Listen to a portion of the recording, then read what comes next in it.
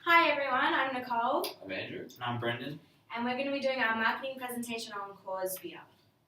Founded in 1873, the Coors Brewing Company is a regional division of the world's 7th largest brewing company. Their beer serving mainly North America, United Kingdom and Ireland, but can be found globally. Based mainly in Golden, Colorado, Coors beverages are an increasing choice of beer around the world. Its sweet taste and range of light products have become identifiable all around the globe, with an icy silver packaging and a tradition of a can of American beer.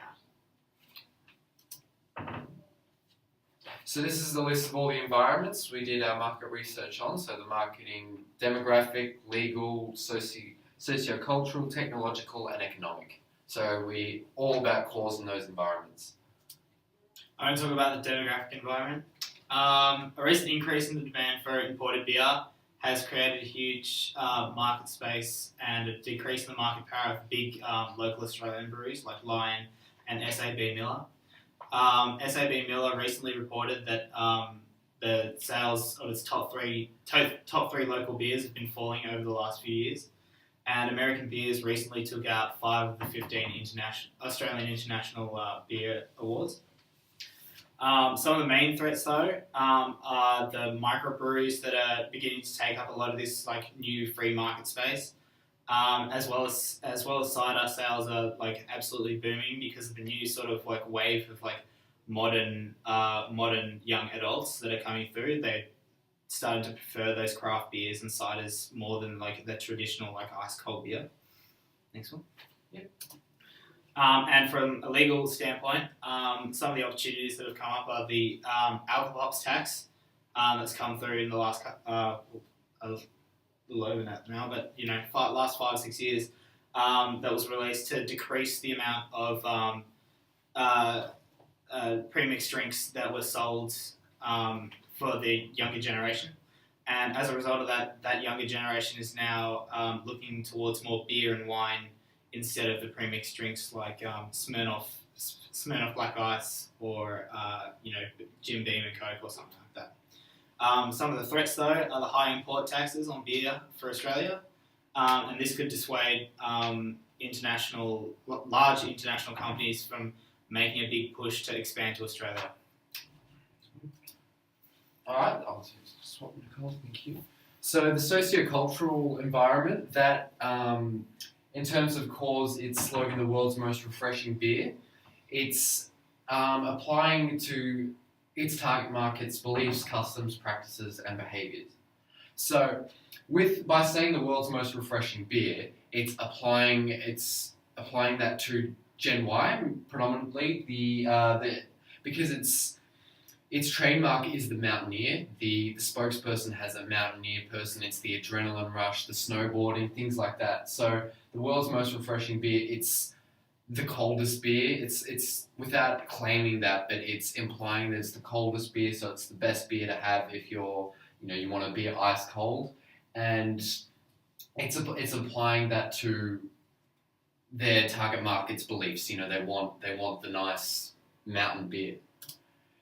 But the impacts that can have on sociocultural is the climate change. Its market is in Gen Y, as I said, but Gen Y is becoming increasingly more aware of climate change. So to make sure it doesn't miss out on a market, Coors needs to be sure that it expands its market to be environmentally friendly. Therefore, it's not losing sales to competitors that are endorsing the fact that they're helping the fight against climate change. Nationality, though, that can also influence socio-cultural. So it sells its beer as a mountain, as I said, but it's showing it also sells in Canada and Alaska, and that could affect those in the sales, the customers there with the sales, because some people could find it uplifting. Let's drink Coors because it's showing us as where it's showing its spokesperson is that the mountains, the snowy mountains, we're from the snowy mountains, and so that means that they could like the beer, but it also could have the reverse effect in that they could get offended by the stereotype of the mountaineer, the hardened bloke. They could find that off-putting and therefore lose sales from that, but it's all because of the nationality that influences. So, yeah, it can influence both. The corporate culture, the socio-cultural, can also be affected internally in the organisation. Coors did this great thing with equality is refreshing, so having its trademark, the world's most refreshing, but also endorsing equality. So in the organisation, they've changed their corporate culture to be more gender fair, and so the socioculture has been affected internally because with the equality, and it's affected the organisation. The technological environment that can be impacted both internally and externally. So internally, if they were to improve the monitoring system to have better equipment to monitor its whole organisation, that just gives them information on everything. That can show faster ways in production, better ways to advertise, more information on the target market, so more information on Gen Y and things like that. And it can show faults, it can show disruptive, ineffective technology, and even out-of-date products that aren't selling anymore. Another internal one is environmental factors. So again, with the eco-friendly target market, because Gen Y is getting better, to change the technology to be more environmentally friendly, so to have changes in waste dispersion, so again, recycle bottles. Ingredients in the beer itself could be more from environmentally sustainable brew, and have less pollution from the factories. So again, reducing its impact on climate change.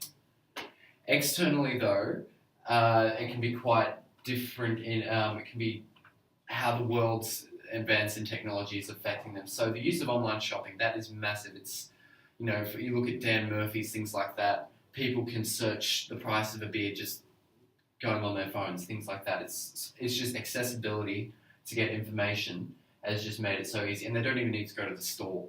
It's if people don't want to leave the house, even more sales. And credit cards, there's no more need for cash, so it's a bit of plastic. You can buy, to some degree, limit as much as you want. Spend there, and that's not limiting them just by the amount of cash they've got in their wallet. Social media and TV, they're new ways to advertise, new ways to have endorsements and competitions, things like that. It's better, just more accessibility in advertising. All right. And I'm going to talk about the economic environment. So I'm going to start off with just giving some basic prices of Coors beer. So in Australia at Dan Murphy's, it's $39.95 for a case of 24, $16.90 for a pack of 6, and $3.89 for a bottle, compared to American prices where it's $2.45 for a bottle, $13.75 for 6 cans. Checking this morning, the conversion rate for AUD from US dollars, $1 equals 1.29 Australian dollars. And due to the shift in economy, Coors Beer has increased its Australian retail price. This is due to the conversion rates once brewed, bottled and imported. Generally speaking, Australia holds a great drinking culture, particularly for beer. Australians average $14.1 billion a year spent on alcohol, in comparison to $1.1 million on either tea or coffee. However, statistics have found in 2014 Australians are drinking less alcohol overall than any time in the previous 15 years. The decrease is mainly due to a continuation of the downward trend in apparent consumption of beer. It still, however, holds the greatest proportion of all pure alcohol consumed in Australia at 41%. While success for Coors Beer in Australia is just picking up, Coors Beer is Canada's most popular light beer, UK's second largest brewer, and the leading brewer in Central Europe as well. They had an income of $4.2 billion in net sales in 2013, which led to an underlying income of $727 million after tax. This demonstrates the continued growth from 2006. In Australia, we are seeing a drop in sales for local beer brands, arguing that Australian consumers may prefer their products to be imported, regarding them as more premium. This is demonstrated with a 9.2% drop in sales for Heineken, Lion Australia, and other local beer brands. Statistics have also shown a positive difference in all beer consumption during sporting seasons in Australia, particularly during AFL season. So biobehavior analysis, so understanding the consumer. And with cause, they need to understand the consumer decision-making process.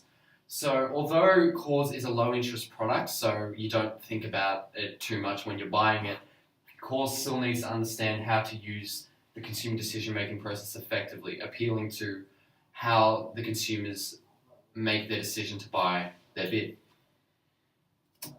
So first of all, you need recognition. So seeing cause and realizing that I want to buy that, things like that.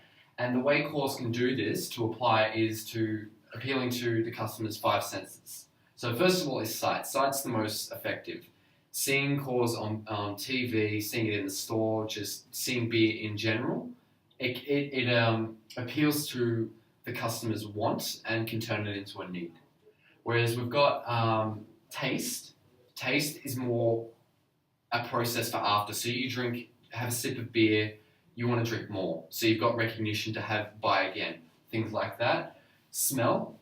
Some people just want to buy beer if they smell it. Smell alcohol, anything like that. Some people smell different things and it just can trigger them to want beer. It's not as big as sight. And hearing about cause, hearing about someone drinking a beer, hearing, let's go grab a beer together or things like that, they'll go buy a beer.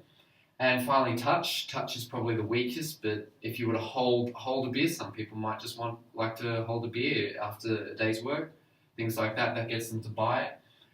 But yeah, sight is the most effective one in terms of cause. And once they've turned that need into a want, they'll do an information search. So both internally, so recalling all the information they already had about the beer, is this more likely because it's a low interest product, but they'll think, from past experience, how much is it generally cost, is it good value, things like that. It's all mainly just information in their memory. And then if they want to go to the external state, so searching for more information about that beer, whether it be looking for better value for price, looking online, looking for the alcohol level, whether they want to get just one standard drink or a light drink, things like that. But that's searching outside what they don't already know. And so once they've got once the consumer's done that, they'll get an evoked set. So that's a selection of things that they're likely to buy. So if you go to the store, I might buy this out of, let's say, 10 things. They'll choose their 3 possibilities to buy. And cause needs to understand to separate itself once it's in the cause, once it's in the evoked set. So understanding that it needs to show itself to be better than its competitors. And the way to do that is to highlight its features. So they could highlight, it's ice cold, or it's the world's most refreshing beer. I don't know. Their slogan, super cold, and that may be enough to get a customer to buy it over a plain ordinary beer. Or it could just be better value. Whatever it is, it's appealing to highlight to be better than its competitors. And purchase, so once it's decided to buy cause, it's got 3 purchases. It's got trial purchase, so testing it out, see what it's like. Repeat purchase, so it's had it, so the customer's had it before, try it again, it's on special again, try it. Long-term commitment purchase, these are the customers that cause wants to value most. They're the ones that are repeat purchases. Every time they get beer, they're buying it again and again, and they just they've got a trust with the company, so they know that they like the beer, they're going to keep buying, so have a trust with them. And post-purchase, this is no cognitive dissonance. So when I struggle with pronouncing that. Once the customers bought the beer, they need to be satisfied. So once they've had it, they'll buy it again. And a way to cause did this was have a endorsement of give your pal a damn cold beer, a cold call. So once you bought the beer, you could call them and then they could get a free Coors Light as a gift. So that's a way of increasing customer satisfaction and buying Coors again. Hey, I like that company. It helped me with my friend. Gave us a free beer. So it's keeping them satisfied after the purchase. Anyway, role involvement, Nicole. Talk about role of involvement. While Coors Beer holds high involvement in USA and Canada, running Have a Cold One advertisement campaigns in recent years and previous ones that we've talked about today, in Australia, the product relies heavily on its packaging, previous experiences, word of mouth, and prices. As said earlier, the trend in imported products in the Australian culture has favoured Coors Beer, allowing consumers to view their product as more premium. Perceived risks of negative consequences may be the possible unwanted difference in taste. Imported beers differ in taste from the home brewed, but fortunately the imported trend is again overruling this outcome, with sales growing higher globally for Coors. Prices compared to other beers on the shelf are higher, but only by an average of about 20 cents. While this may cause consumers to reconsider, the Australian culture is known to spend freely, especially at such a low difference in price. The beer can definitely be perceived as low involvement on its packaging, with simple ingredients, the alcohol level, and the standard information on the bottle.